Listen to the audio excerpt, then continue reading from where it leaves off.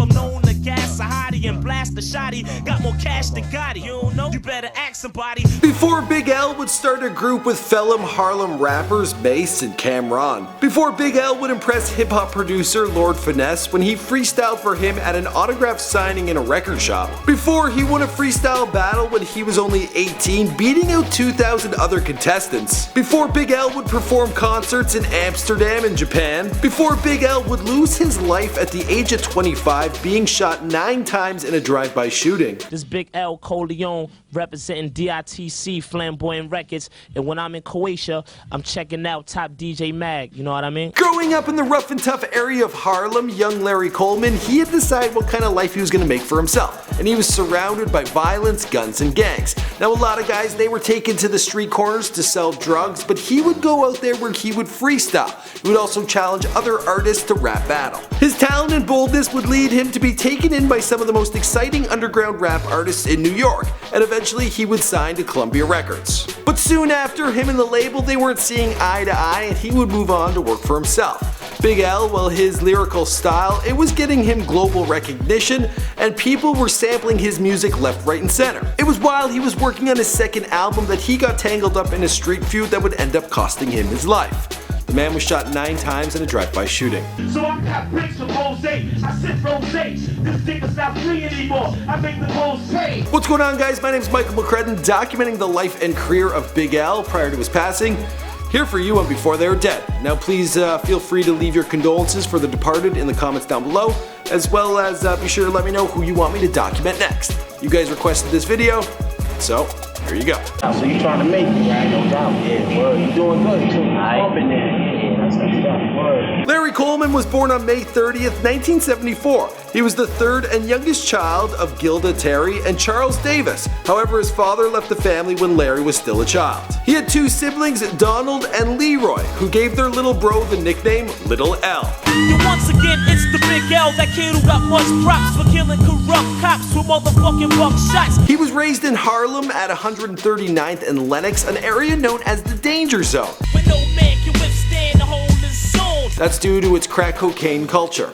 Well, young Larry, he stayed out of this because the man was obsessed with hip-hop. He began freestyling at the age of 12, and then he would go out onto the streets, not to get involved in the gang culture, but instead he wanted to rap battle his peers. Coleman attended Julia Richmond High, and as he got into his teens, he was faced with the temptation of quick money on the streets. Instead, he decided to focus on his rap as his way out. He founded his own small rap crew known as 3 the Hard Way in 1990, but this group would fizzle out because the other people he was working with, well, they got caught up in gangs and drugs. Now around this time, Little L, he decided to switch up his name, and he was going to be known as Big L. He also bumped into another artist by the name of Lord Finesse at a record shop, and that's when he decided, well, this is his shot, and he went for it. Initially, he sent a friend to show Finesse his mixtape, who said, talk to my manager, and if he's nice, we'll talk then. But Big L, he came to the conclusion that wasn't a good enough answer. So L sends him back. So my man said he'll rhyme for you right now. If you don't like him, he won't ever bother you again. Finesse and Big L, they exchanged phone numbers, and when Big L would go on to graduate from high school, well, he would join up with one of New York City's best underground hip-hop groups known as D.I.T.C, or Diggin' in the Crates crew. It consisted of rappers, DJs, and producers like Lord Finesse, Diamond D, and Fat Joe. Now the name comes from them going around to different record shops where they would be looking through bins for samples that they could lay their tracks down to. All of a sudden in 1992, well, Big L, he had his first track on Lord Finesse's Yes You May. And showing AG threw me on their album. That's right. You know, I was winning rap contests like it was nothing. Around the same time, Nubian Production, well, they had held a freestyle rap battle competition. 2,000 people showed up, and Big L, he was crowned the victor. Rappers I clap and lynch. Nobody can fuck with the way I be killing them shit and rap events. That is when he signed a deal with Columbia Records. The first single, Devil's Son, was released in 1993. Now the inspiration behind this single, well, Big L, he was a massive fan of horror films.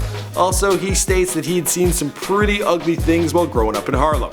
While working on his upcoming album, Big L founded Harlem-centered rap group Children of the Corn. This was formed with neighborhood friends and fellow Harlem rappers Cameron, then known as Killa Cam, Herb McRuff, Cameron's cousin, Derek Bloodshed, Armstead, and also Mace, who at the time he was known as Murda Mace, but I got a funny feeling he now goes by the name Father Mace. That's what I heard. It's say Big L.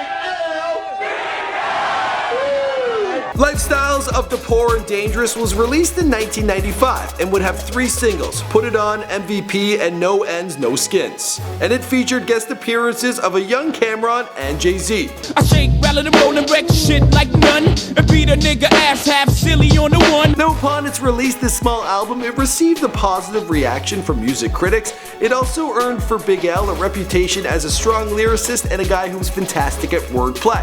It was also financially successful in the beginning, but then after about 5 years, it only would go on to sell about 200,000 copies. The following year, he would get dropped by Columbia Records. Him and his label, they weren't seeing eye to eye.